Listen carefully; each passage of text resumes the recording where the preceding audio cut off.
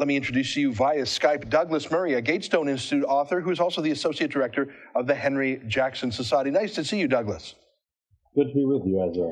Well, this is a thunderclap. All the polls had suggested that the Remain side was slightly in the lead, but at least in the lead. In fact, even as the voting counting started, Nigel Farage of UKIP himself thought that the Remain side had it in the bag.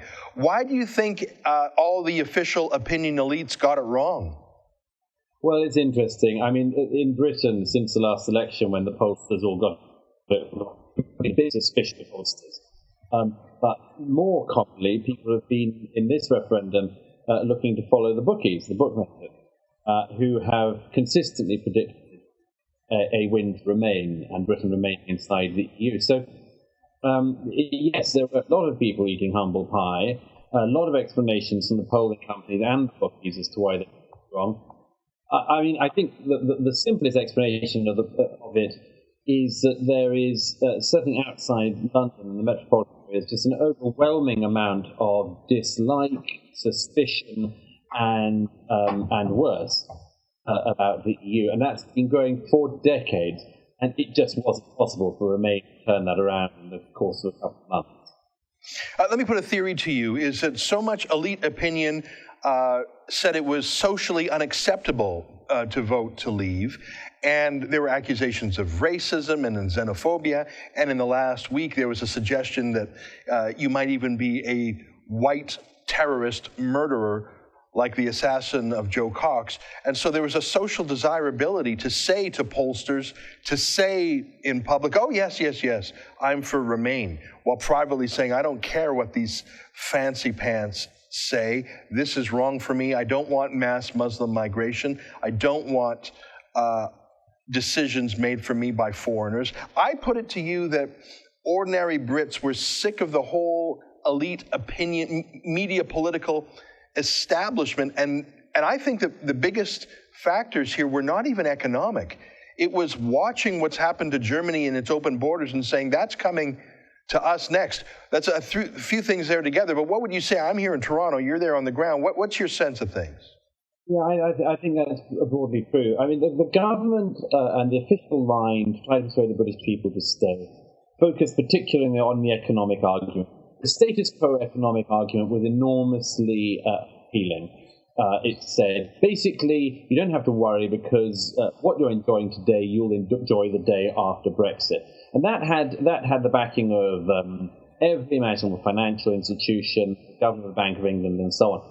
But the interesting change in the campaign was the moment when Leave really got the momentum, talking about, in particular, immigration.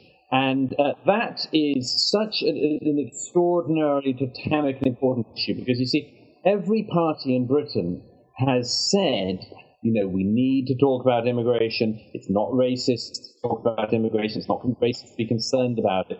And the public have been hearing this for years, and they say, well, we knew that already. But the question is, what are you going to do about immigration?